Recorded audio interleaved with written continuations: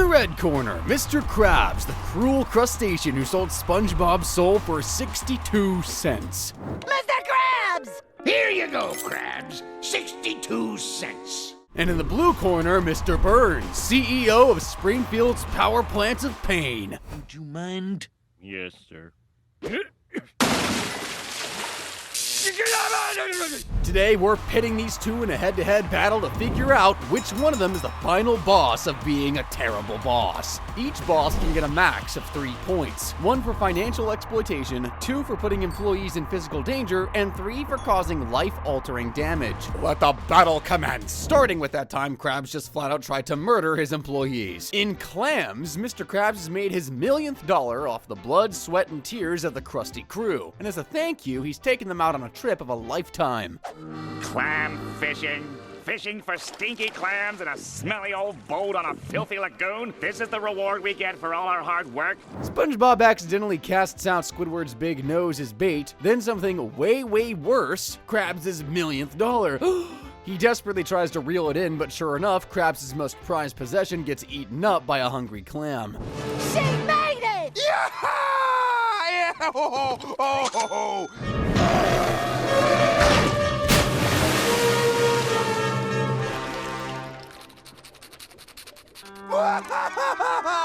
Krabs won't stop bawling like a baby, so Squidward and SpongeBob offer to help get his millionth dollar back. But after 3 days with no sign of the clam who stole it, Mr. Krabs descends into madness, and now this vacation has really become the trip of a lifetime. Live bait. You're crazy. What makes you think he'll come now? Listen, I work with SpongeBob all day long. You are completely out of your mind! Get us out of here!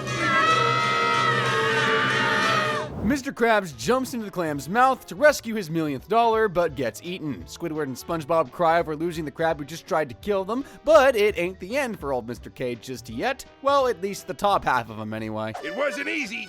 Old Blue Lips is quite the fighter. What'd you give him? Nothing important. Yep, Mr. Krabs would rather lose half of his body than lose a freaking dollar. That's not surprising though, after all, he once ripped his arms off for the same salary this nuclear power plant worker makes. Excellent, Zootroy. Work hard, and each day you'll get a shiny penny. That's not even $1 for the entire frackin' month. My heavens, I thought the Krusty crew were grossly underpaid. At least the workers getting paid something, though. The plant's Brazilian soccer team don't get paid jack. We found a missing Brazilian soccer team working in your reactor core. And what is Burnsy's excuse for committing multiple counts of slavery and kidnapping? That plane crashed on my property. Yeah, it don't work like that, Burnsy. Speaking of things that don't really work, allow me to introduce you guys to Krabby Land. I give you Krabby Land!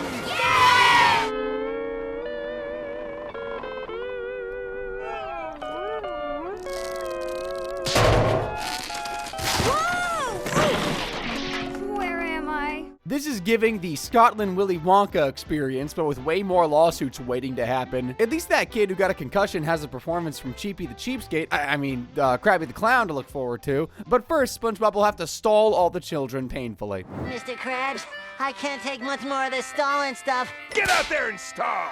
The kids are using them as boomerangs. Surely Krabs is gonna rush SpongeBob to the hospital and pay for all of his medical bills himself. Well, he's definitely concerned about paying for something to be fixed. Oh no! They might break my windows! Well, now that all their money's counted, tell him Krabby has just arrived! Little dude has lost all of his limbs, and Krabs is worried about a broken window. To think SpongeBob almost died saving this a-hole from getting executed by King Neptune. Should've just let it happen and gone back to Goofy Goobers. That movie was peak entertainment though, wasn't it? Krabby the Clown's big reveal? Well, that was about to be as entertaining as Patrick's boring rock. Thank you all for coming! Eat plenty of Krabby Patties! Mr. Burns' big birthday bash was also pretty darn disappointing. In the episode Rosebud, it's Burnsy's probably 120th birthday, and he wants nothing more than his childhood bear Bobo. But let's face it, this happening on his big day? Happy birthday Mr. Smithers. is more likely than finding a lost bear from 100 years ago. On the night of the party, everybody in town arrives at the mansion with armfuls of gifts for a man 1,000 times richer than all of them combined. Despite receiving a fracking unicorn and multiple piles of gold, Mr. Burns scoffs at all of his wonderful presents, but at least Smithers got him his very own performance from the Ramones. Go to hell, you old bastard. Have the Rolling Stones killed. Oh, sir, those aren't... Do as I say. Damn, this birthday's a total disaster. Maybe Homer's stand-up comedy show can save the party. Hey, Mr. Burns, do this, do that, blah, blah, blah. I think I'm so big. Nah, that just leads to dozens of assaults. Destroy him. Blah, blah, blah. Look at me.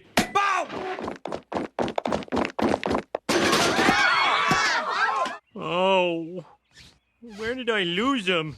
After the party, Burns tells Smithers about his lost bear Bobo, and now a search is underway to find it. Lo and behold, Bobo's found by Bart inside the Quickie Mart freezer. Homer, of course, demands a pretty extravagant ransom for the safe return of Burns' precious bear. $1 million and 3 Hawaiian Islands. Done. Now give me that bear. Woohoo, I'm rich! Homer's basically won the lottery at this point. All he has to do is hand over the bear, and he's living on Easy Street for the rest of his life. I guess he loves his kids way more than anybody ever thought.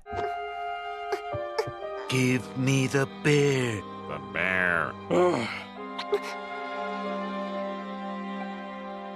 Here you go, Maggie. The deal's off, Mr. Burns. You've made a mistake, Simpson. Honestly, this might actually be the dumbest thing Homer has ever done. Call me a terrible person, but I would have snatched that bear from Maggie so frackin' fast, baby girl wouldn't have seen it coming. The Simpsons would be living it up in Hawaii right about now if Homer hadn't been such a frackin' idiot. He does get a change of scenery at work, though. It's just far from luxurious. Homer Simpson, report for much worse duties. I wonder what makes it turn. Who cares? No! No! After lunch, can I whip you? Nope. Homer won't give up the bear, so Burns has declared war. And he'll do anything to get Bobo back, even taking over TV and diverting every beer truck away from Springfield. Cutting the alcohol supply from a town full of drunks is obviously going to put Homer in some serious danger. Give him what he wants. Whoops! In the end, Maggie gave the bear back to Burns, and perhaps that was her way of saying, oops, sorry I shot you that one time.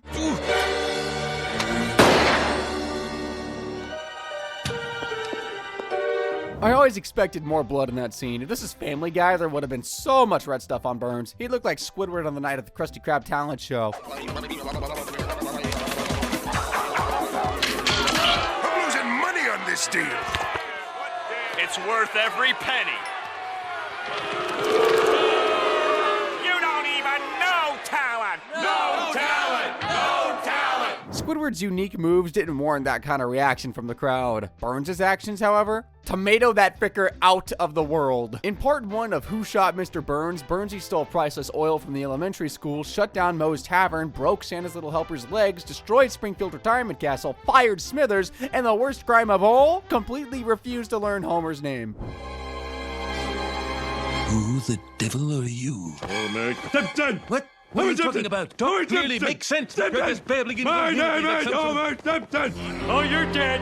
You're dead! Kidding, the most heinous crime in the history of heinous crimes has got to be stealing the whole frackin' sun. Like, right? Take one last look at the sun, Springfield.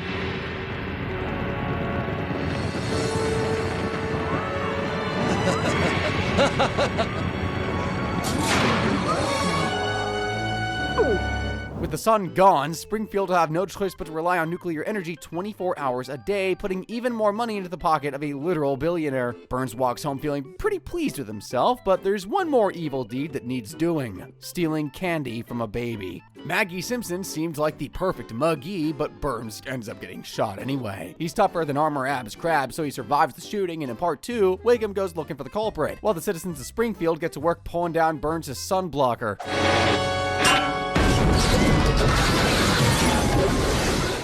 What town did we just crush? Shelbyville. Dozens were crushed to death by the sunblocker, but Shelby villains don't work for Burns, so he only gets 3 points for giving rickets to Springfieldians like Homer. I've had it up to here with these damn rickets. Burns woke up from his coma and named Maggie Simpson as his shooter. She wasn't thrown in jail since she's a baby, but Burns has served 1,000 years in prison for blocking out the damn sun. Seriously, what he did was one of the most top-tier villain moments in cartoon history, and what wicked deed could Mr. Krabs possibly do to compete with that? Perhaps the cruelest, most despicable thing he's ever done, forcing his employees to work literally forever. In fear of a Krabby Patty, Plankton opens the chum bucket 23 hours a day, so Mr. Krabs opens the Krusty Krab 24 out of spite.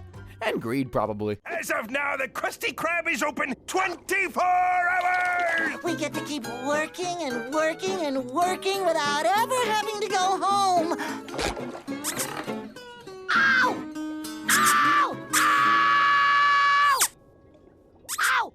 By 10 days of non-stop service, Squidward is totally exhausted and uglier than ever before, but SpongeBob, he's tougher than a piece of steamed coral. Squidward, you don't hear SpongeBob complaining, do ya? You could learn a few things from that boy. He is not normal. Plankton places an order of 10,000 Krabby Patties to finally make SpongeBob crack. A month passes by, and without Krabs letting his employees have even a single break, they are clearly in the final stages of severe sleep deprivation. Anyone know how many days it's been? I lost track.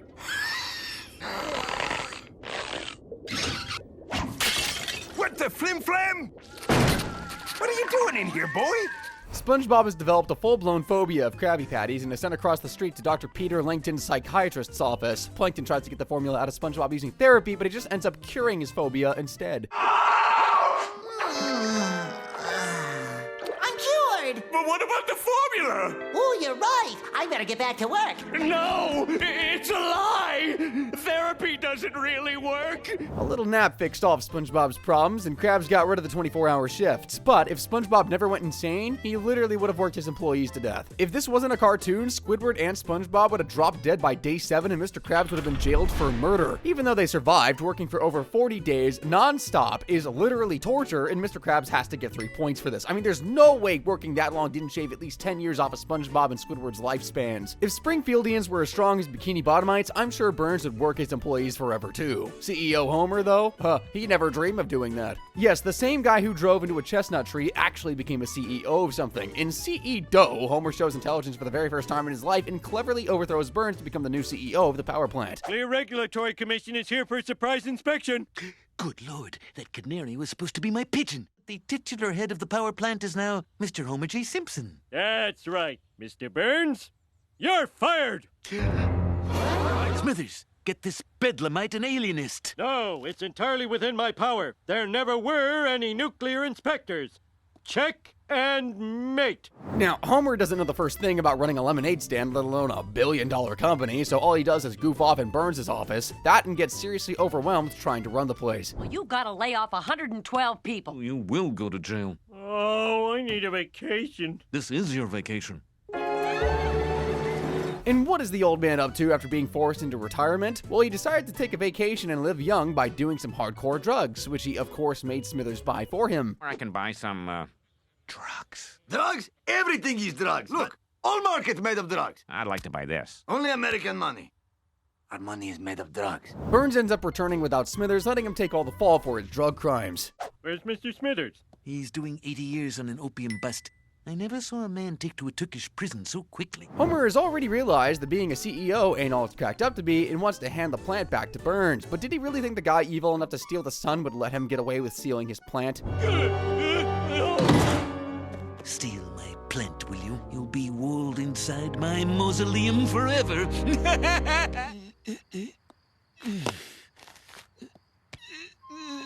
Burns begins burying Homer alive, but without Smithers to help. By morning, he's only planted a few bricks, so Homer hands the plant back and just goes home. He was one of the lucky ones. SpongeBob and Squidward actually got buried alive by their boss. Send her down!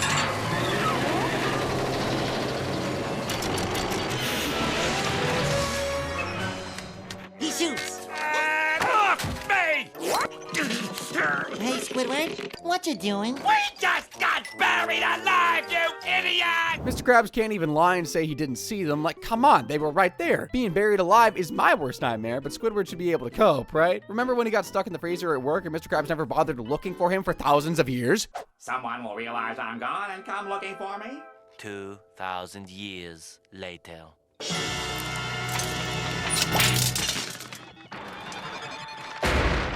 It's crazy how the Krusty Krab is still in business thousands of years later. I never knew Krabby Patties tasted that good. Squidward survived because he was locked in a freezer, but the League of Evil trapped in Burns' office weren't doing so well when he finally remembered them. The League of Evil. My league! My beautiful league! Even monsters need air, sir. Blessed. Well, gather their watches. Mugging the dead. Shame on you, Burns. And shame on Mr. Krabs because he did the exact same thing in the episode One Krabs Trash. So the Krabs is having a little yard sale with only the very finest of antiques. Disposable? Phooey. Ew, what the frick was that, man? Bikini Bottom is full of not-so-smart shoppers, so Krabs manages to sell his junk, including a #1 soda drinking hat, which turns out to be not so worthless after all. Selling this rare novelty drink hat. Fresh out. I'm prepared to give you $500 for that drink hat. Not so fast. I'll give you $1,000 for such a hat. I'll give you $100,000 in cash for said hat. I'll give you $1 million for that hat. Krabs wants to get that hat back from SpongeBob before he finds out how much it's worth, but when complimenting him doesn't work. That hat makes you look like a girl. Am I a pretty girl? You're beautiful. And neither does offering a cool Foxy Grandpa hat, Mr. Krabs decides he's gonna scare the hat off SpongeBob. Oh my gosh! A floating shopping list! The ghost of soda drinking hats tells SpongeBob the hat he's wearing belonged to some dead guy named Smitty Werbenman Jensen, and if he doesn't return the hat immediately, a curse will descend on him. Krabs made the guy's name up, but people in Bikini Bottom can literally be called a what's it to ya? Finding someone with a long, ridiculous name like Smitty's is far from impossible. Hey, Mr. Krabs. SpongeBob, what are you doing here? Oh, I was just returning the cursed soda drink hat to its original owner. What? There is no Smitty Werben Diggerman Jensen. How did I just do it? I would give me that shovel. It was his hat, Mr. Krabs. Krabs heads to the graveyard, and after mocking Squidward for simply having hopes and dreams, he defiles Smitty's grave to get his greedy claws on that millionth dollar hat. He's gonna have to fight off the living dead to keep it, but they don't call him all armor abs Krabs for nothing. Back up, I say! Attack! Tally-ho! Look at me, I'm Errol Finn! You're falling apart, Marrow Brain! Back to oblivion! Ho-ho! How's your sister?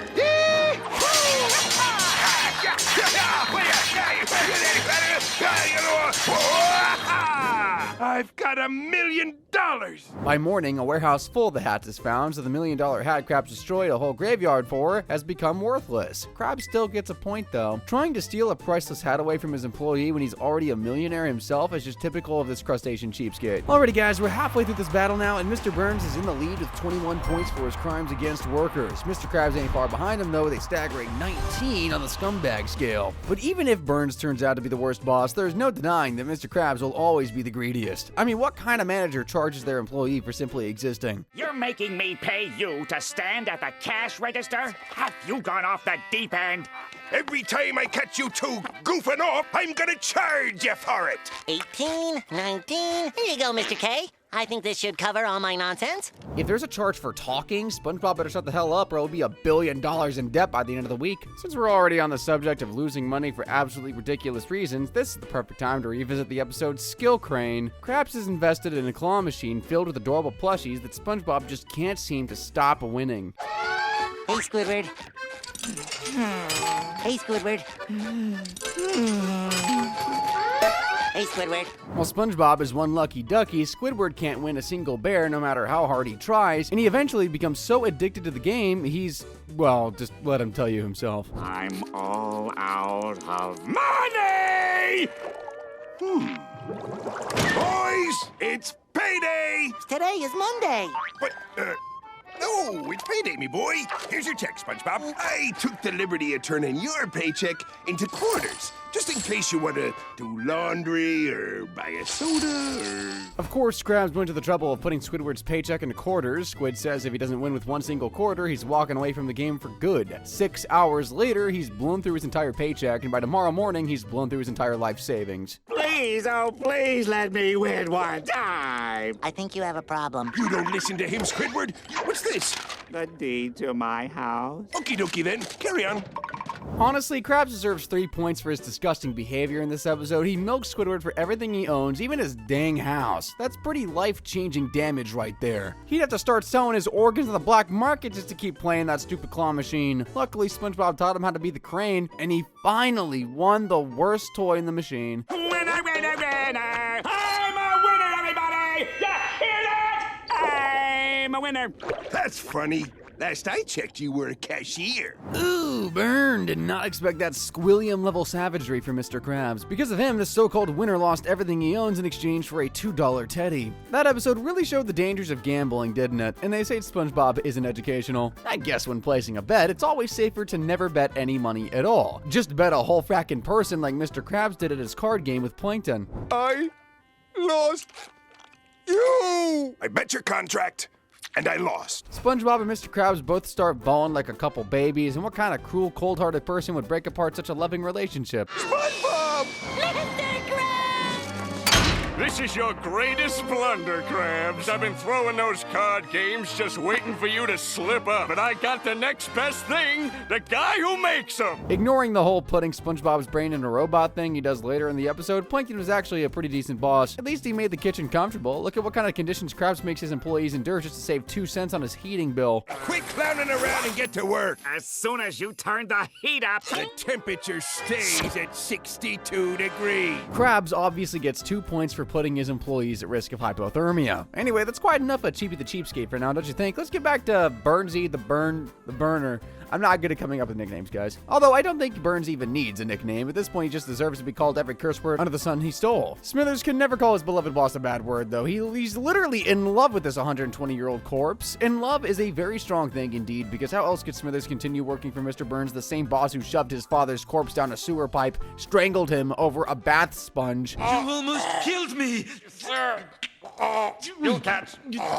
Cold. And remember when he found out Smithers was deathly allergic to bees and absolutely couldn't care less? What's the meaning of this slacking off? I'm allergic to bee stings. They cause me to, die. Perhaps you could paddle for just a little while, sir? Quite impossible. Really, that's okay. Get me to a hospital. Burns literally made Smithers pedal himself to the hospital, and he got the life-saving treatment he needed, right after someone more important than him was seen first. One more jostle. Die! Help me. Holy smokes! You need booze! What else can you expect from Mr. Burns? That wasn't even the first time he almost killed Smithers. For the love of God. And what is this selfish boss's excuse for leaving Smithers for dead during a nuclear meltdown? There are 2 seats. I like to put my feet up. This fricker is a deranged madman who would doom an employee to this fate for simply parking in his spot. Oh no, that's Burns' spot! The last guy that parked there is now a speed bump. That clip was from the episode The Last Traction Hero, and if you can believe it, Homer suffered a fate even worse than being turned into a speed bump. There's a light bulb out on level P2! No! No! Mosaic! Congratulations. You're halfway down. What the? Ow! I'm drowning in cement! Woohoo! Of which cement is an ingredient? Burns' office is home to his infamous trap door, and when it's not under renovation, he uses it to fire employees for the most unhinged of reasons. If you can tell me why I shouldn't fire you without using the letter E, you can keep your job. I'm a good... You're fired. But I didn't say... You will. Burns will also use the trapdoor just to get rid of people who are annoying to him. Not to mention my extensive fees, which This trapdoor app works like a charm. And remember that painted-on emergency exit door? Run! We'll hide at my house! Hey! This emergency exit is painted on! Charlie asked Mr. Burns for a real door to save lives, but he'd probably get a better reaction if he just straight up spat in Burns' face. Smithers, throw this at him. Smithers, where does that tube go? I'm not sure, sir. It's scary how the office trapdoor isn't even the most dangerous place in the plant. The decontamination showers literally set employees on fire. What can I say? I guess working for Mr. Burns really burns. Well, Burns is way ahead now, guys, but with more SpongeBob episodes to go, there's still a chance Krabs could come out on top in the end. First up, the two faces of Squidward. SpongeBob accidentally slams the door in Squidward's face at work, breaking his whole face and sending him to the hospital. 2 weeks pass, and when the bandages come off, one of Squidward's hopes and dreams has finally come true. He's hot! So handsome!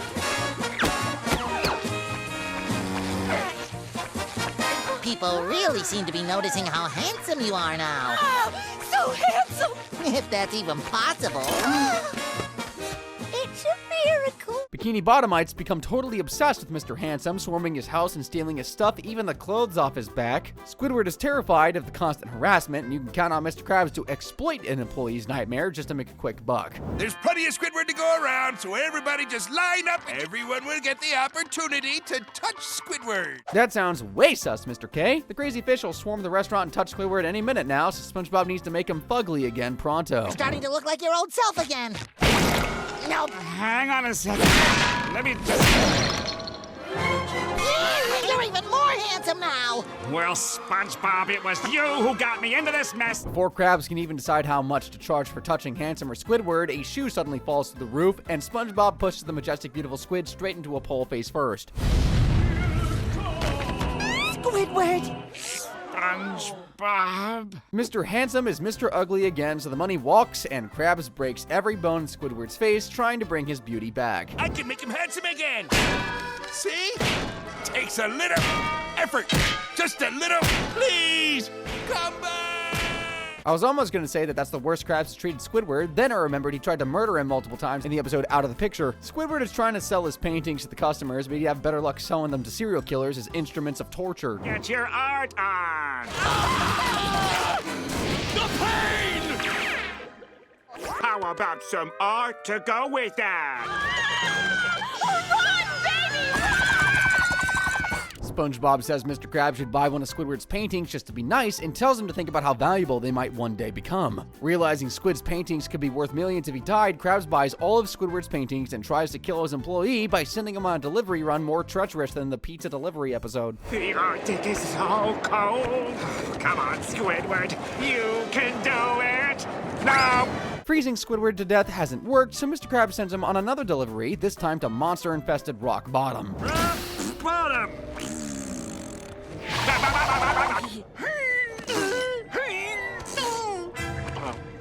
Oh, there it is. Embrace the unknown. Is anyone here? SpongeBob keeps following Squidward and rescuing him, so Krabs ties SpongeBob to a chair and sends Squid on a delivery he knows he can never make it back from. Into the rocket you go. Mars. Oh, Mars. Well, Mars! Delivery from the Krusty Krab. Believing Squidward is finally dead, Mr. Krabs calls the art dealer to find out how much his atrocious paintings are now worth, only for Squiddy to arrive back home just a little traumatized by the aliens. Mr. Krabs wants his money one way or another and decides to play a little game of Whack-A-Squid to get it, I guess. Squidward, run! Hey! A little slower than Squidward. It's your best friend, SpongeBob. Get off of me! I'll never be safe! Not until my paintings are gone! You can't deprive the world of your paintings! But it's better than depriving the world of me! Honestly, death may actually be a better option than working for either of these horrible, horrible bosses, but who really is the final boss of being a terrible boss? Well, the final scores are in. Mr. Krabs is a whopping 40 points for his crimes against the Krusty crew, but Mr. Burns barely eked him out at 43 points, officially making him the worst boss ever. Still, I'll keep praying for anyone stuck working under either of these two sleazeballs. Well, guys, if the crimes of these mega-rich managers weren't insane enough for you, click the screen to watch even more wild videos. Thanks for watching.